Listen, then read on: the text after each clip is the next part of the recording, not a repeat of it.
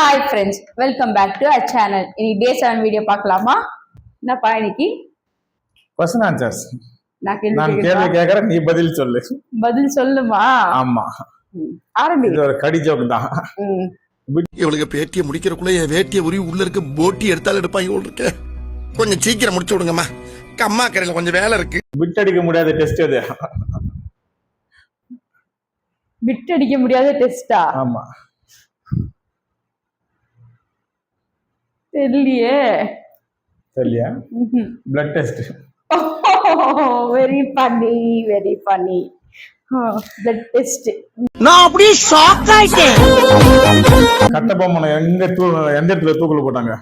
தமிழ்நாட்டுல. கழுத்துல.